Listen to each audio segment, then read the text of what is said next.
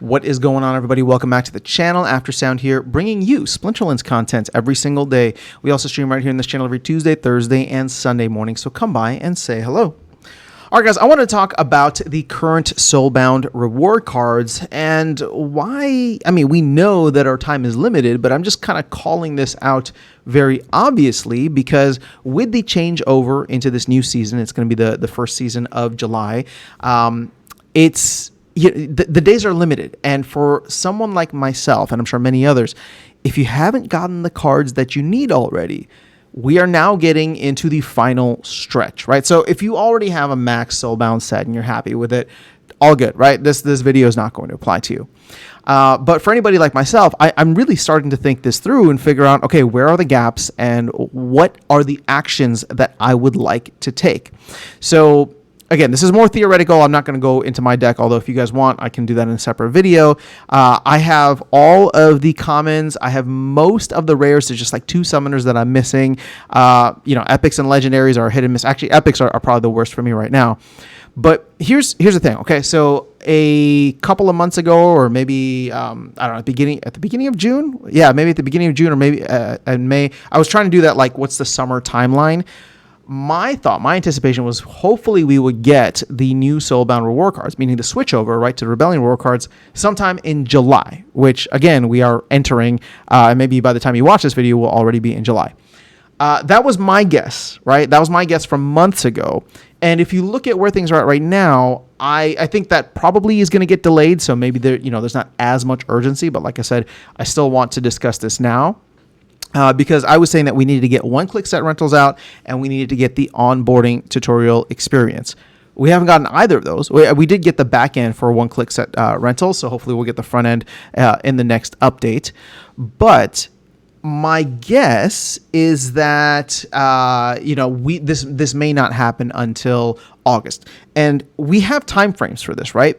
I don't believe that they would change things over in the middle of a season, right? So even though the usual maintenance windows happen in a season, again, this is all speculation. I have no idea. My guess is that they would want to do it at the end of a season, right? So it would either be mid-July, which is the season, the end of the season that we're currently in, end of July, which is the season after that, or mid-August, end of August, and further onwards. So at this point in time, just kind of reframing and reassessing my timeline for this, I don't think it's going to be at the end of this season. I don't know that it's going to be at the end of the next season. I'll tell you why. It's because I think that the team would want to talk through and show a lot of eye candy for the cards. So my guess is still that it may not be now, at least until like the middle of August, which would give us 3 full seasons. But that's only 3 seasons, right? So in looking at this, where I'm at right now, what I'm trying to stress to you guys in terms of like what I'm doing and probably something that would be good for conversation is how far do I go in trying to attain the cards that I want from the epics and legendaries to try to max them out versus maybe starting to save and stack my glint to get a head start on the Rebellion cards when they drop.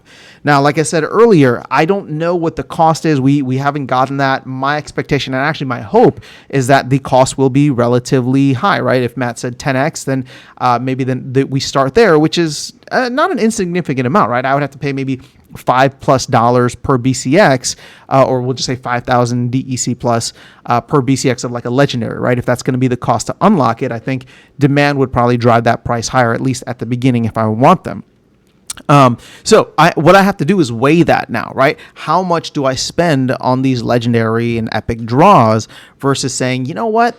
Let me just start to save. How much? And this is where the game theory comes down with your personal finances or your game finances or investment finances, however you look at it. For me, it's game finances, right? It's like, okay, I've been buying X and Y cards here and there. I've been slowly leveling up my deck, but obviously I want to get all of these reward cards maxed out sooner rather than later because a lot of them are still really powerful, and therefore it's like I don't want to have to spend my entertainment and collection money, right? So I don't want to have to spend that on these reward cards. If I can still get them for glint, which is why I'm feeling the burn now and kind of the torn between two sides of should I start stacking for Rebellion to get a head start there, and most importantly, to stay competitive, right? Too, once that's out, because I'm sure many others will.